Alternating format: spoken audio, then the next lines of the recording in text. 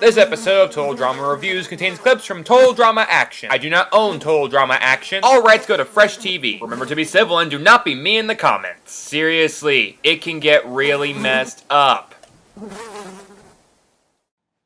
Carpe diem, my name is Ultranatic, and I think it's time for a massive change in my life. I got a haircut!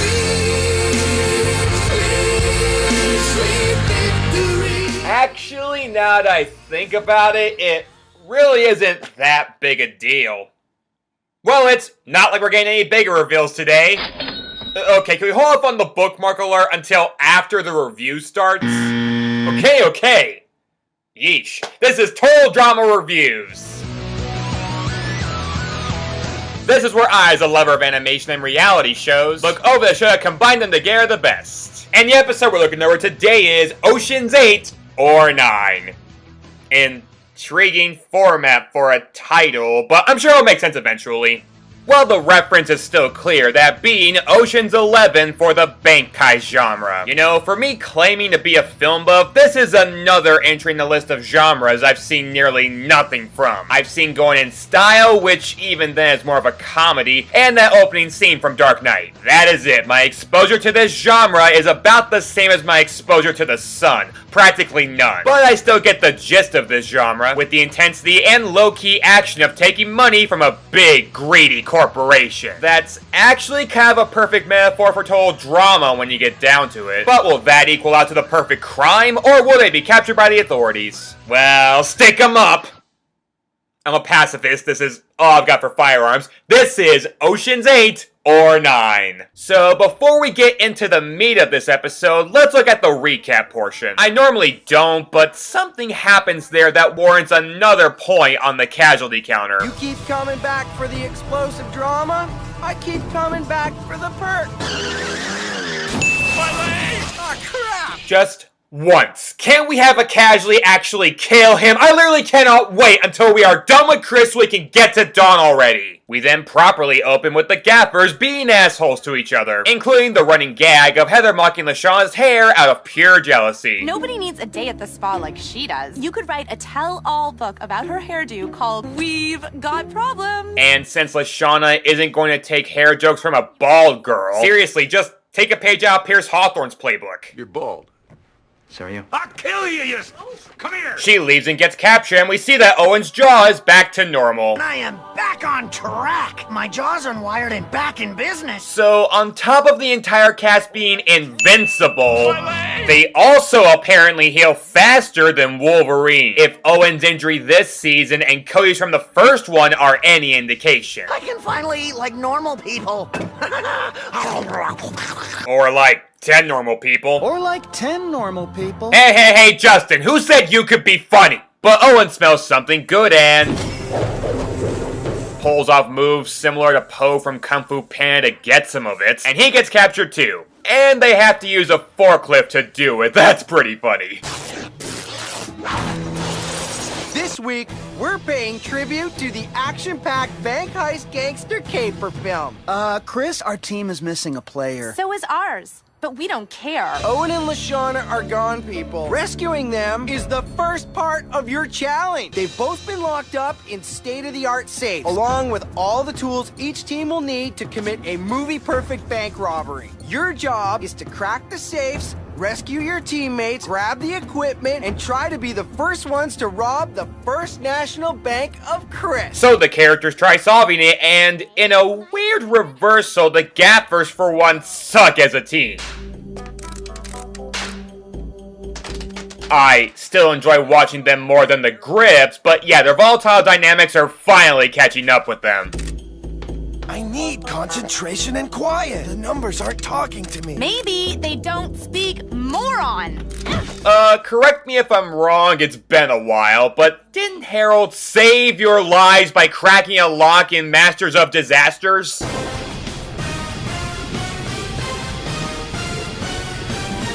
So, why all of a sudden does Heather think she's better at opening the safe than he is? Let me do it. Were you the captain of Picky Steve's lock-picking camp? Huh? No.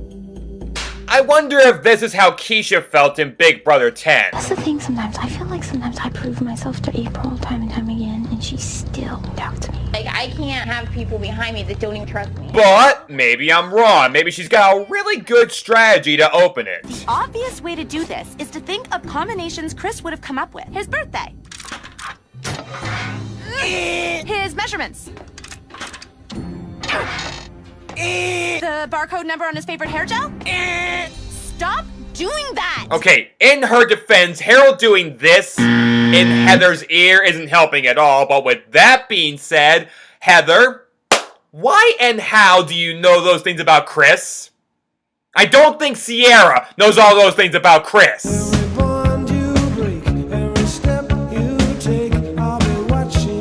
So yeah, the gaffers aren't doing great. That must mean the grips are doing better, right? Chris, I was thinking, super hot guys like you and me have to stick together. Why don't you tell me what the combo is? I'll give you a shoulder rub. Huh? Huh? Justin? Uh-huh. You're making me kind of uncomfortable here. Okay, A, I bet that's the first time Justin's ever heard that, and B, yeah, I'd have that same reaction too. We're talking about sexual harassment here, and I don't have to take it. But to their credit, the grips do figure out first how to open the safe, and it's not with a lock combination. I'm starving. I can't go this long without food. If we can somehow pipe the smell of delicious food into that safe... We'll unleash the power of Owen! I bought a bottle of Desperado, the fragrance of last resort. Meaning? It smells just like roast chicken. Why would anyone make a cologne that smells like that? Even Foghorn Leghorn wouldn't use it for a date. Elmer Fudd might catch him, I don't know. But despite the implausibility of that product, it does in fact work. Oh, sweet whip topping! There's chicken out there! People shouldn't make me hungry. You wouldn't like me when I'm hungry. Oh, Beavers, don't make me angry. You wouldn't like me when I'm angry. Evidently, one of this show's writers is a huge fan of Thor God of Thunder.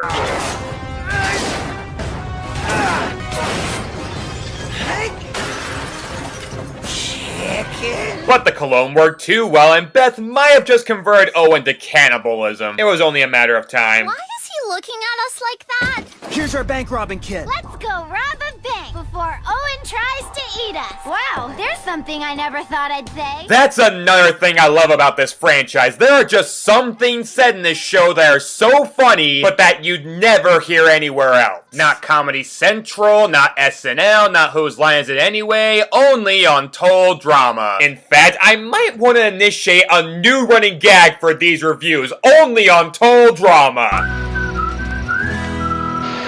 Great, now they're in the lead. Can you tell me why we're even trying to get LaShawna out? I don't need a bunch of stupid prop equipment to rob a bank. Then what exactly are we waiting for? So the gaffers decide to ditch LaShawna in favor of making their own equipment, which is totally against the rules Chris established, but knowing Chris, he's not going to adhere to those rules at all. Full Metal Drama was an exception. Not my foot spray and deodorant. I need those. Those are my lucky socks. Were. Okay, doing the math here, and for once I don't mean the literal math, but you're using the socks of someone needing foot spray as ski masks.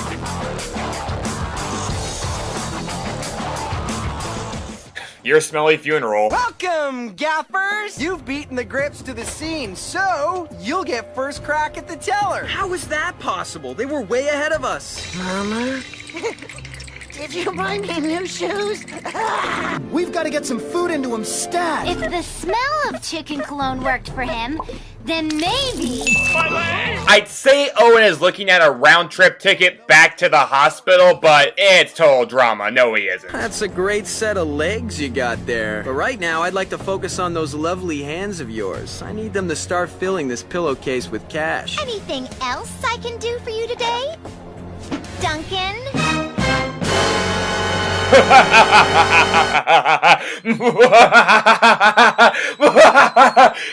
Excuse me, a canister of laughing gas is leaking in my room. I better go fix that.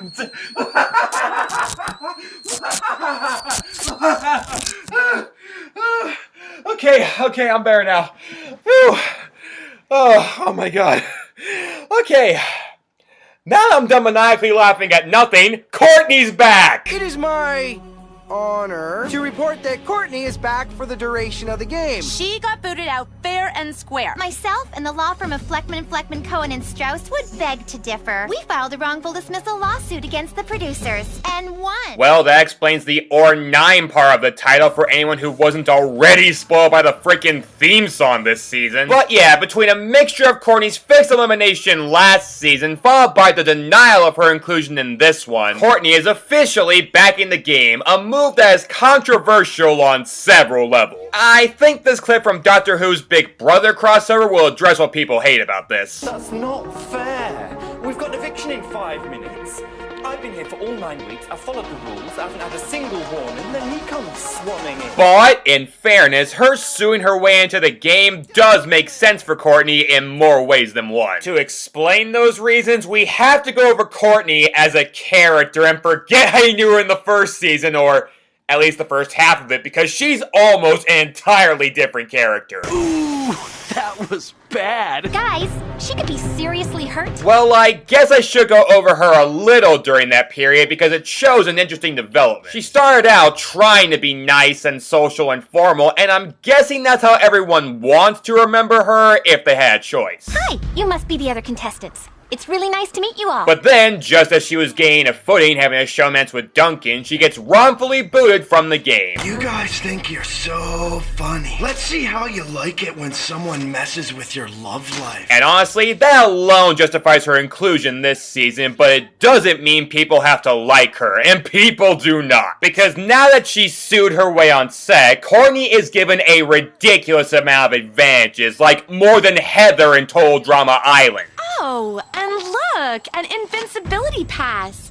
Lucky me. And she even overthrows Heather as the new Queen Bee villain of the season, which, by the way, is as far as I'm going when analyzing her. I'm currently only talking about her as a character in regards to the first 2 seasons. How she is after will be dealt with later. But even then, she gains a pretty bad following in action alone because, well, I hope I don't come across as racist or sexist with this comparison, but Courtney is easily the most Karen personality in all of Total Drama. You've definitely seen the Karen meme, but where did it come from? How did it get so popular? And who exactly is Karen? For those unaware of what that means, Karen is a term in current society for an entitled, obnoxious, middle-aged white woman. It's the same goddamn thing you played it. I am so going back there. Yes, chef! Yes, madam. Totally flat, no flavor. Hey, get the veal on, please, yes? Let's go. Chef! Right. Don't whistle at me, I'm not your dog, yeah? You look more like a dog than I do. Many argue whether that term is offensive or not, and either way, Courtney doesn't even 100% match that description physically in age or skin color. But I'd argue you don't have to be middle-aged, Caucasian, or even female to behave this way. What'd you say we can't do? I'm Tom Austin. I'm a tenant in the building. Are you? We're all tenants in this building. What office? Don't worry about that. I don't explain this. What office? So we have an office here, and this guy came accusing us we can't be here. I'm calling 911 now. Go ahead. So, with that in mind, tell me you can't imagine Courtney going to the back of a department store asking to see the manager. Now we'll see who's the boss around here. We are gonna sue the pants off this show, Michael. I'm like the most easygoing person I know. We need this point, DJ. Suck it up. I am going to be running for office one day. She's smart, but she's not exactly a team player. I was a team player. It should be me. No one is stealing the money that I stole. They thought they were in trouble before. They're in huge trouble now. And given that stereotype is incredibly despised in society right now, it is no wonder that everybody hates Courtney. Is it wrong that I kind of love her this season? Oh, the Karen analogy was fine, but this I get booed for. Actually, that kind of makes sense. To be clear, if you hate her this season, I will not tell you can't or that I don't understand why. I completely understand why. You can't act like a total raging psychopath and then expect people to just forgive you. But after thinking about it, the big reasons people hate her this season, I don't think make all that much sense. People who liked her in the first season liked her for being a polite, courteous, and friendly character. I have to be a golfer! Sadie, is it? Come on. It'll be okay. And are now mad that she is acting very cold and tiled and whiny. Anything you'd like to comment on, Courtney? My lawyer has advised me not to at this time. Does anybody else realize that she's been like that from the very beginning? Like, the premiere of the first season? Oh, hate to see that happen. Excuse me, Chris. I have a medical condition. A condition that prevents me from jumping off cliffs. Yes, that was smart, but did she have to sound like she was figuratively above her team as well as literally above them? And yeah, she tries being a leader throughout the game and even succeeds in places, but she pretended to have no fears and phobia factor. All right, Courtney, you're afraid of something. Nope, nothing. We've got one more challenge set up. You're afraid of jelly? Shut up! Was basically the Simon Cowell judge during Not Quite Famous. I can stand on my hands for 20 minutes. Okay, that'd be cute if you were a monkey. Next! Next! And need we forget... I was a CIT, remember? Since I've actually been a CIT before, I was a counselor in training! I'm the only one with CIT camping experience here. I used to be a CIT! I'm the only one we know who used to be a real CIT. Man, she brings that up about as often as Beth brings up her freaking boyfriend. I have a boyfriend. I love my boyfriend. Didn't I mention my boyfriend before? She's never gonna have a career if she doesn't get her act together. But you get the idea. There were seeds of this all over the place. And even after being eliminated, she became even more high-strung and... yeah, I'd be too if I got cheated out of $100,000 just for who my showmance was. But... does that excuse her threatening to kill Owen, DJ, Tyler, and Cody in total drama island? No. You wouldn't let us fall to our deaths! Oh, yes I would! I don't even like you very much! That was going over the line. I'm not sure even $1 million is enough for bail for murder charges. So trust me, I get why she's so hated. Her snippy, condescending personality by itself is enough reason to dislike her. And the fact that I compared her, the villain of the season, to the Karen persona, I'd argue that's a very smart, even ahead of its time idea. I'll call you from my hot tub phone at my new mansion. What? I mean, isn't the idea of the villain that you want to hate them and root against them? If so, they picked a dang good persona to do so with. She got booted out fair and square. Myself and the law firm of Fleckman, Cohen, and Strauss would beg to differ. But supposing the problem people have with her is less her personality and more just the leg up she gets this season, yeah, I can see that being a problem too. But even though the show gives her several advantages, which I will address later, that doesn't mean the show has to go easy on her after the fact. For example, Courtney, since you were our bank teller in the challenge, you get to decide which team deserves to win first prize. Your bag of loot? The choice is obvious. It's Duncan. I mean, the Gaffers, since they were the only team that managed to get to my wicket. Congratulations. Thank you. By the way, Dungy's dynamic this season is oh so watchable. So, this means the Killer Grips win second prize. What's second prize? Courtney! For the rest of the game. Or until she's eliminated. Those total drama dirtbags have some nerve making me second place. Again, if you still hate Courtney despite any defense I make for her, rest assured, those total drama dirtbags have some nerve making me second place. They will definitely be hearing from my lawyer again. Oh, trust me, Courtney, you don't get second place. Also, rest assured that as many advantages as Courtney is given this season, being a part of the Grips nixes all of them. It's not just me saying that either, even she knows her team is complete shit. I knew I could win this even with a team of complete duds. And, okay, she'd probably say the same thing if she was on the Gaffers, Duncan or not, but it's still so refreshing to have someone else acknowledge, yes, these guys really are that bad of a team, even with their rare flashes of brilliance. Better get a move on before the cops arrive. That means go! Although credit here as they're given their second part of the challenge of running to their getaway cars for a race to the finish line. And we see the Grips actually put some hustle in here. Heck, Justin and Owen are even leading the pack. And that's two impossible things we see so far tonight. I love it when that happens. Although, it's never that easy on Total Drama. These are your getaway cars, just waiting to be assembled. If the vehicles were ready to go, it wouldn't be much of a challenge now, would it? So while Duncan proves to be quite the grease monkey, You're not bad at this. It's just like stripping a car, except in reverse. the grips, per usual, are about as useful as a calculus book for infants. Where are the others anyway? Movie snacks. What is he talking about? You look so delicious. We need to be starting this challenge yesterday. Where are our wheels? Where is our team? And that's another thing I respect about Courtney. Hate her or not, she is here to compete. This is her second chance to win it all, and she's not taking any of it for granted. And as over-aggressive as she is with her gameplay, at least she, throughout the game, gives a damn. Whereas Justin... Start putting together the chassis. Is there something I can do where I won't get grease on my epidermis? You're kidding, right? Hand modeling is one of the things that put me on the map. Justin, just quit. You do not want to be here, and you can easily make $1 million through the 2,000 endorsement deals you already have. As soon as I get home, I'm signing up with 3 modeling agencies. One for my face, one for my body, and one for my knees. I don't wanna sit still, look pretty. Which, yeah, Courtney is both a better villain and character overall than Justin. And I hope I've given enough reasons to justify that at least. These are kinda toast. No wheels does not mean it's over for us. We are going to have to improvise. Meanwhile, the gaffers begin ramming into backdrops, which is very funny, especially in those costumes.